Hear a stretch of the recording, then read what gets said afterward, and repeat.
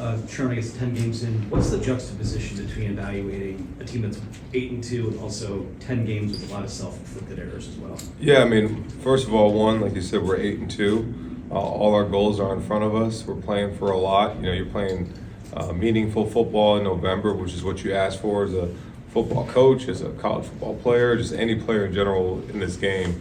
And when you're in November and you're playing for something, it means a lot. You know, so. Especially with the young football team, you know, you go out there with 6 freshmen on offense and a bevy of them on defense and special teams. The mistakes are there that we got to fix, but you're also very blessed to be able to be in that position of being 8-2. But yeah, you got to self-reflect and look at everything that you're doing and make sure that you're doing everything right. Offensively, you talk about where we are, and obviously the turnovers you got to clean up. The kids have already been in many times throughout yesterday, today, to watch the film, evaluate the film. The coaches have attacked that. They'll do it again later on here today. So everybody's very aware of what we need to fix and what we need to do. But there's a lot of positives in the game. Bryce, we will talk about the turnovers, but I hope people talk about that third down throw to Andrew Marsh. Not just the first one that led to a touchdown, but that second one that led to the game-winning field goal, or the third down run that he had on 3rd and 5 to escape to make sure we get a field goal. So there were some heroic plays that young man made in the game that people need to highlight. He had mistakes that we all have to help him out as a team, but he had some plays that were outstanding along with Andrew and some of the other guys. And I thought defensively we played really well. You put him in those positions and they held him to 2 field goals early in the game, and that's the game. So I'm very proud of the resiliency of this team because, 5 turnovers. Last year SMU had 6 and 1, and that was it. So don't ever want to be in that position again, and we'll do everything we can to make sure we're not in that position. Stay on the left with Chris. Was it the game plan going in to put more on Bryce's plate and to trust him a little bit more, or was it just kind of how the game went?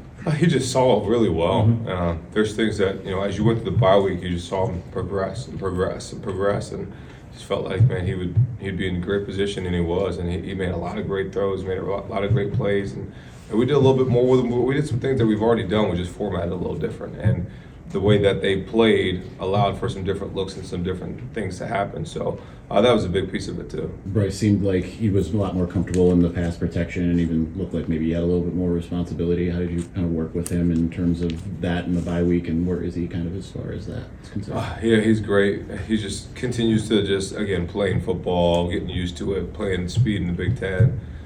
He's done a really good job of adjusting, and he just watches film tirelessly to get better at it. And practice is helping. Put him in those positions in practice to help him. Going against our defense more and more in practice helps. So he's just done a really good job. And the O-line has helped. Obviously there's some protection things that we gotta fix, but that's also on. They blitzed a little bit more than we thought, based on wanting to stop our run game. And we had to adjust in the game, and that's what good coaches do, to adjust. And that's why the protection as the game went on got better. Stay on the left there, John. Any Jordan Marshall update, and if Bryson is called on to take a much bigger role on Saturday, what would you expect out of him given what you saw? Yeah, Jordan Marshall, same kind of thing I told you after the game. X-rays were negative.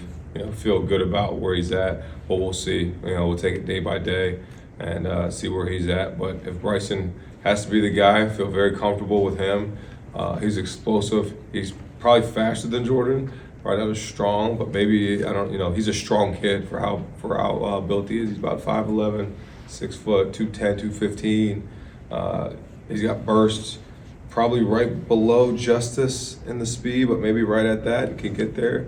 But a physical runner, he's gotten more physical. Great kid that has just worked his tail off to get where he needs to be, and excited to see what he does. And then they said on the broadcast that Justice was done for the year. Can you confirm that, or do you have any thoughts on it? Yeah, I don't think he'll be. We'll see as the doctors go. But as far as done for the year, I wouldn't put him in that category. Here, Tony. Sorry, did you say you would or wouldn't? Would not. Okay. Yeah. Andrew Marsh is a punt returner in the fourth quarter. Is he going to be there moving forward? Yeah, probably. Yep. Sherrone, you mentioned with Justice you wouldn't agree with that you wouldn't put him in the done for the season. Mm-hmm. Is he done for the regular season though? Yeah, probably yes.